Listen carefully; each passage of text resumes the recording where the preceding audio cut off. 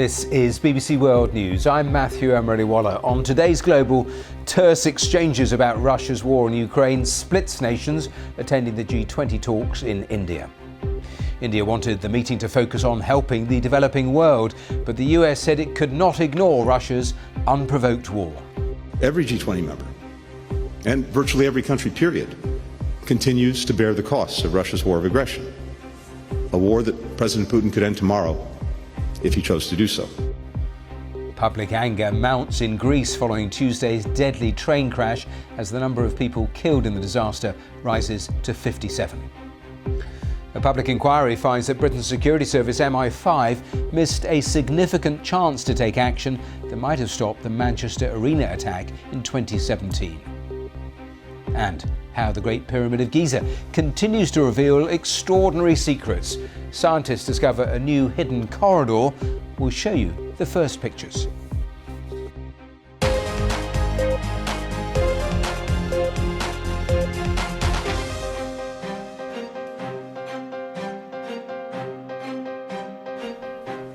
Hello and welcome to BBC News. A fractious meeting of G20 foreign ministers in Delhi has ended without an agreed concluding statement because of divisions over Russia's war against Ukraine. The US Secretary of State Antony Blinken said the talks were marred by Moscow's unprovoked and unjustified war. Russian officials said Moscow and Beijing had agreed to oppose what they called Western blackmail and bullying. Antony Blinken also warned China against providing Russia with what he described as lethal support. Were China to engage in material lethal support for Russia's aggression, or were to engage in the systematic evasion of sanctions to help Russia, that would be a serious problem for our countries. I made clear that there would be consequences for engaging in those actions. So I'm not going to detail what they would be, but of course we have sanctions authorities of various kinds. That would certainly be one of the things that we and others would look at. And I say others because this concern that China is considering providing lethal military assistance to Russia, this is a shared concern. And many other partners have raised this, and not just raised this with us, but, it's my understanding, have raised it directly with China, including here today in Delhi. Well, that was Antony Blinken. A little earlier, India's Prime Minister Narendra Modi called on foreign ministers to put their differences aside and find common ground. Mr. Modi also spoke for developing nations, saying those present had a responsibility to them. It is but natural that your discussions are affected by the geopolitical tensions of the day. We all have our positions and our perspectives on how this tension should be resolved. However, at the leading economies of the world, we also have a responsibility toward those who are not in this room. Well, the BBC's State Department correspondent Barbara Plett-Usher has travelled to Delhi for today's meeting. This was her assessment. Now it was quite clear that Russia, as well as China, were basically on one side, and the United States and its allies were on the other. And Russia was quite forthcoming with its criticism of the West, blamed it for the crisis, saying that it was scapegoating Russia in order to basically make up for its own failures, saying it was ready to negotiate, but the Americans were not asking the Ukrainians to negotiate. They were instead pursuing the war. And you had China backing Russia in terms of the final statement. They were the only two countries that would not sign on because of two paragraphs that had been agreed in the previous G20 meeting about the war, talking about the humanitarian issues, talking about the importance of not escalating to a nuclear conflict. Those two paragraphs, this time Russia and China did not sign on to. So you could see that the divisions were more bitter than they had been. Having said that, the Indians had an agenda that they wanted to follow about helping developing countries known as the Global South. They positioned themselves as the voice of the Global South, and they really wanted discussion on that. And so a lot of the negotiations on the final communique, or the final outcome document, it wasn't a joint communique, were about other things than the Ukraine war. And there was progress on that, according to the Indians and also according to Mr. Blinken. So they feel that 18 out of 20 ministers' countries did sign on to what was actually a productive effort to deal with some other issues. And Barbara, finally, Blinken and Lavrov were supposed to have met on the sidelines for about 10 minutes or so. Do we know what exactly was discussed? Well, we know what the Americans say was discussed. Mr. Blinken said he raised 3 points. He made the point that the U.S. and its allies would support Ukraine till the end of the war. He asked the Russians to restart that nuclear arms treaty, New START, which it has suspended, and also asked for the release of an American detainee, Paul Whelan. He said it was less than a 10-minute discussion. It was informal. It hadn't been arranged ahead of time, but it was the first time the two men had met face-to-face since the war started. The Moscow really played it down. They said that Mr. Blinken had asked for the contact and that it wasn't a proper meeting. It certainly wasn't a negotiation.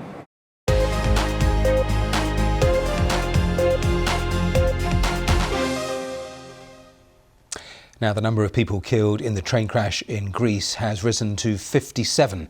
There have been protests in the country after the crash. Demonstrators clashed with police outside the headquarters of the company responsible for maintaining Greece's railways.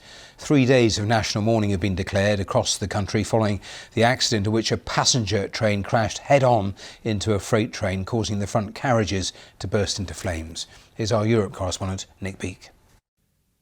The aftermath of Greece's worst ever rail disaster. A station master in a nearby city has now been charged with manslaughter by negligence. And already the country's Prime Minister says tragic human error was to blame. But that has sparked anger overnight, including in the capital Athens, because for years there have been warnings the rail network was not safe. This surgeon, who came out of retirement to help the injured, says the many young lives lost were the victims of systemic failings. It's a disaster, it's a catastrophic thing. Families are crying tonight. Unfortunately, the majority of the wounded, of the lost people are young students. They left home happy after the long weekend to go for their studies, to see their relatives, and never reached their case. This is one of the hospitals where survivors and the injured have been treated. It's also where some family members have been coming to give their DNA in the hope that maybe any sort of samples that are recovered from the scene today will be matched to their loved ones who are still missing. The force of the explosions were captured on camera, 2 fireballs ripping through the carriages. Visiting the wreckage, Greece's transport minister became emotional as he talked about the country's failing train network and later resigned. It's not known exactly how many passengers are missing, but many families now face an agonising wait.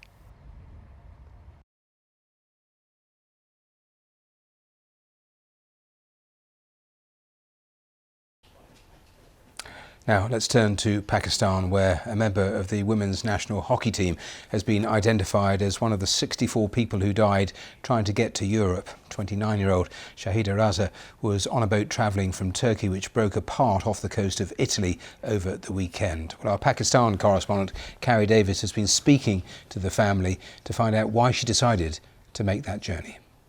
Really in complete shock from the family. They say that they didn't know that she was planning on doing this journey, that no one that they knew in the family had ever planned on doing this journey, that she did this entirely independently, according to them.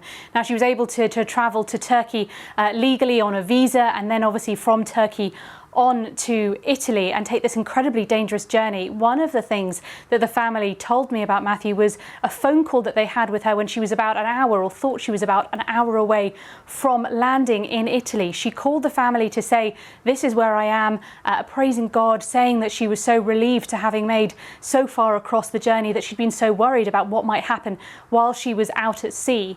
And now, quite crucially, one of her final words to her family was, "I'll now be able to land, and then I'll be able to bring my son with me. And this was the key message that her sister had for me when I spoke to her earlier today. She said that the reason why her sister Shahida had decided that she was going to make this journey, she thought, was entirely down to try to find some treatment for her son. Now, according to her sister, this little boy is 3 years old. When he was 40 days old, he had a stroke which left half of him paralysed, and that despite having visited hospitals here in Pakistan, he was told by doctors here, according to the family, that there was nothing further they could do in terms of treatment for him.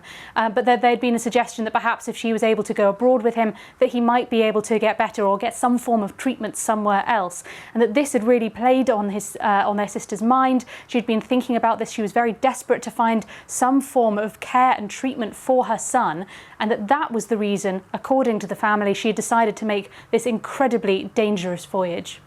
Carrie, hockey is such a big sport there in Pakistan. What's the broader reaction been like since these details emerged? And more generally, do we know how many people in Pakistan are making these journeys, these routes?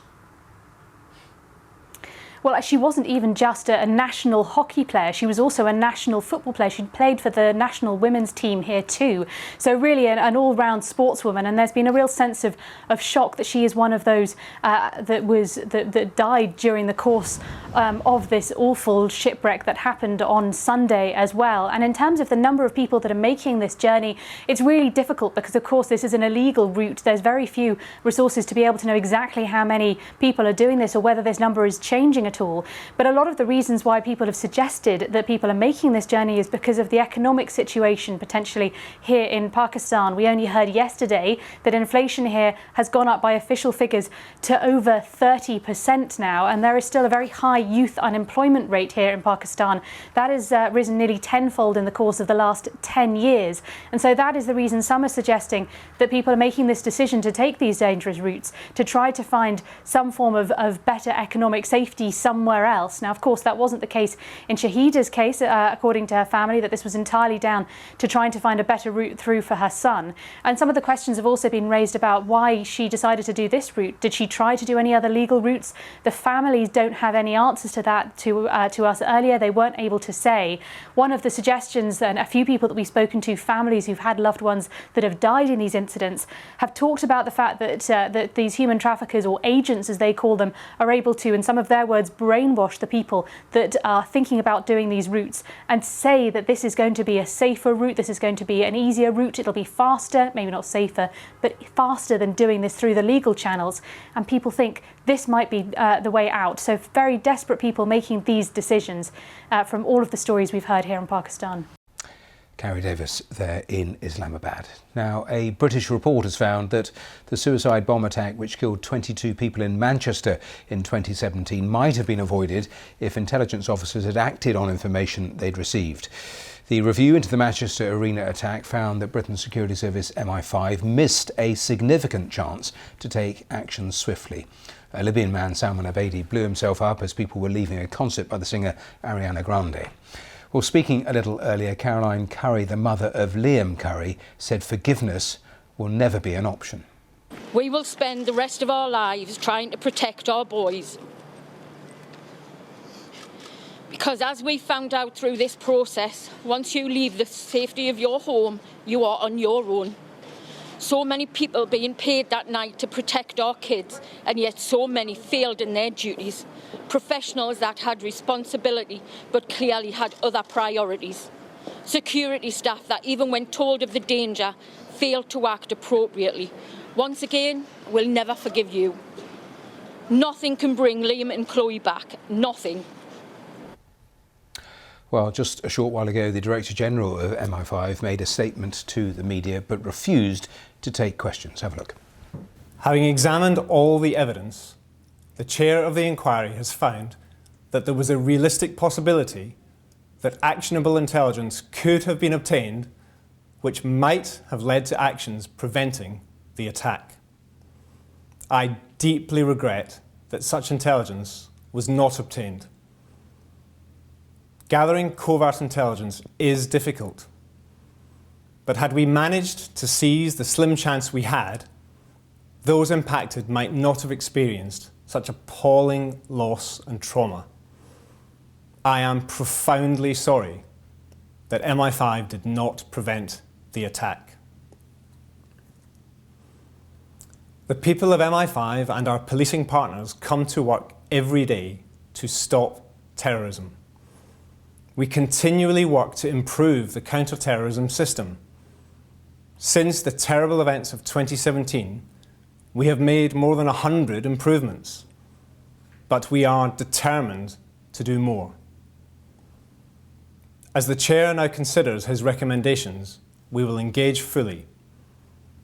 Where there are opportunities to strengthen the UK's defences further, MI5 will act. Well, let's speak to BBC's security correspondent Frank Gardner, who's here in the studio. I mean, a devastating conclusion here. Your assessment, Frank, in terms of what we've heard and what they actually concluded? For a lot of people watching around the world, particularly in undemocratic countries, the fact that the head of the Domestic Intelligence Agency makes such a public apology is, I think, encouraging and helpful, but I don't think that's going to be enough for the victims of the families, because there were clear opportunities missed here. They don't specify in the inquiry what those opportunities were, because we're told it's reasons of national security, but you've only got to look at the evidence and see what those opportunities were, and I can give you some examples.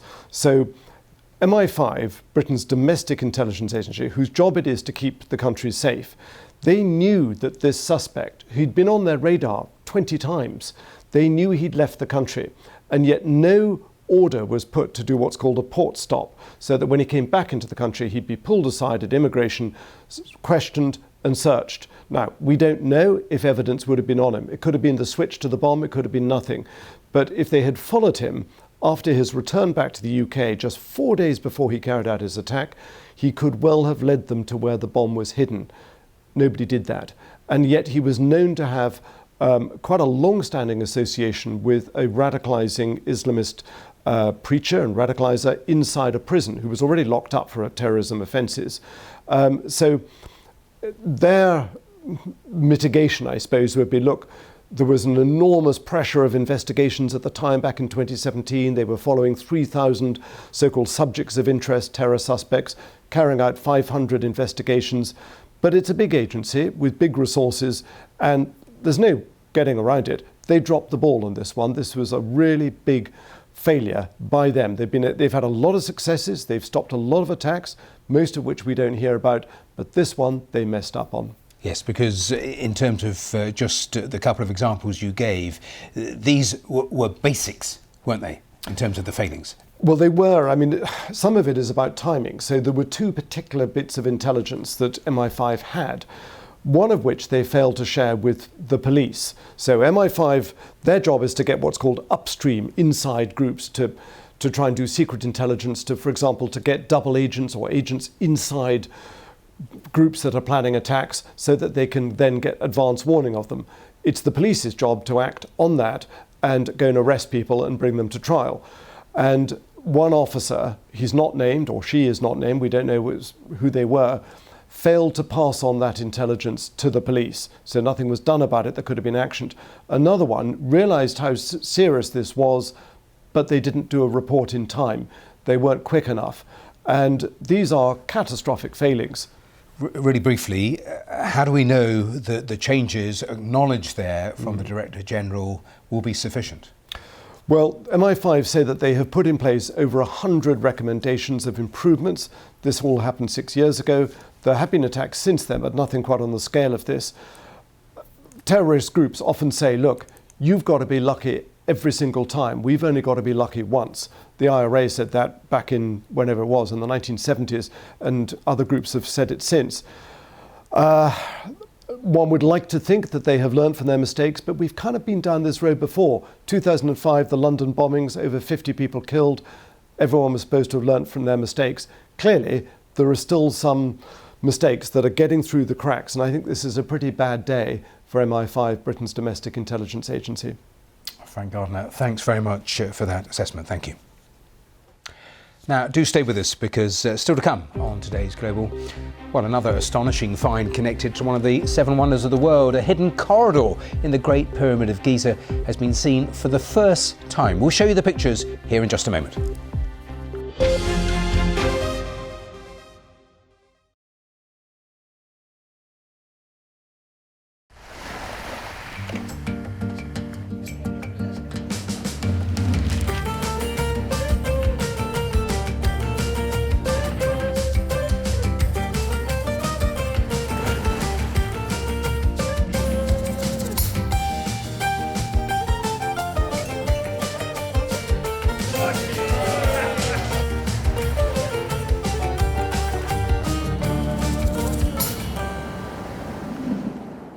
Hello, I'm Ross Atkins with Outside Source. This is the extraordinary story of climate change. Vaccines, Europe, the Taliban, Ukraine. Symbolically, it's very important. Let's take this stage by stage. Here's the BBC Stephen McDonald in Beijing. The West has stepped up sanctions against Russia. Let's look at some of the international reaction. Tell us what you've been hearing. In practical terms, what does that mean? Next, we have to step back and let's just remind ourselves this is all part of the same story. Piece the story together with Ross Atkins. Outside Source on BBC World News.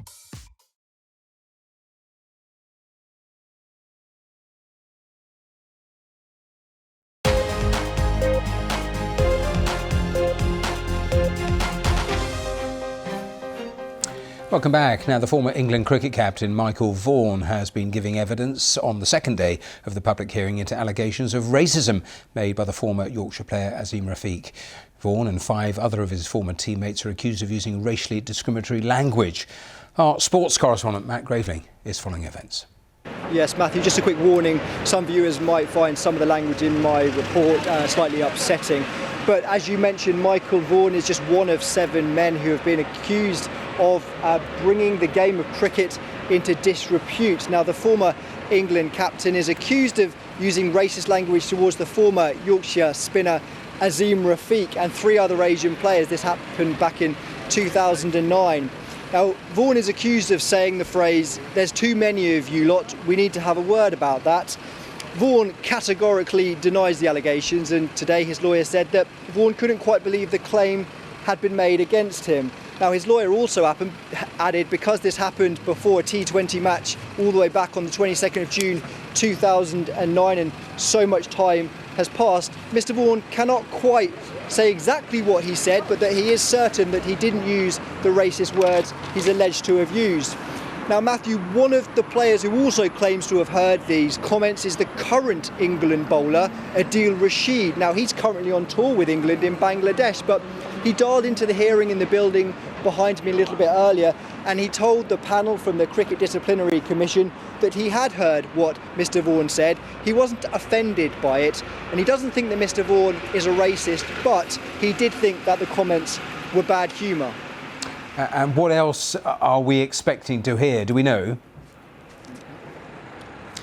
Well, we did expect, Matthew, to hear from Mr. Vaughan himself today, but this hearing over the last 2 days has been running over time, so we now believe that we'll be hearing from the former England captain tomorrow, and we'll also be hearing evidence around the charges for 2 other former players, Richard Pyra and Andrew Gale. They are 2 of the other 7 men who have been charged with bringing the game into disrepute. It's important also, Matthew, to add though that of the 7 men who are charged, only 6 of them have withdrawn from the disciplinary proceedings. So Michael Vaughan is actually the only one who's going to be appearing in front of the panel. Now, we expect the panel to come back on Tuesday with their findings, and this could lead to possible sanctions for Yorkshire County Cricket Club, who have also been charged, and also the players themselves. This could range from cautions, being reprimanded, being fined, but also... It's completely another thing to see a real picture here.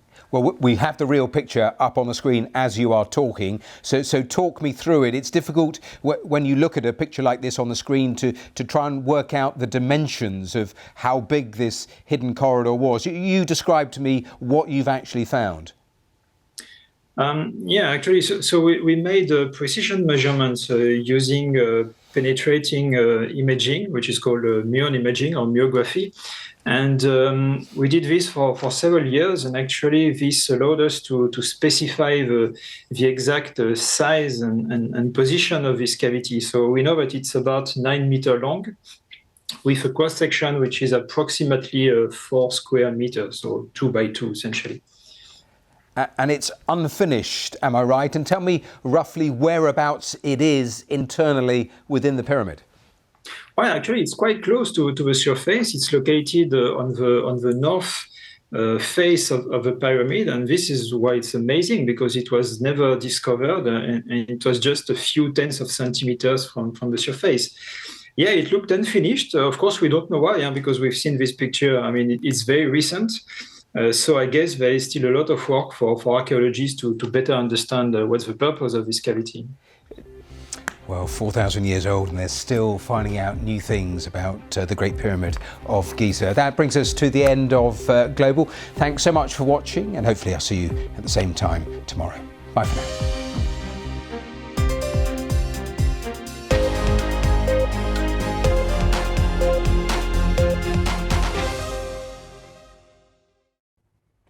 Hello there. Storm Juliet is still going to give a lot of wet weather through the course of Thursday into Friday across parts of Sicily and Corsica, Sardinia, Italy, across into the Balkans and down into Greece as well.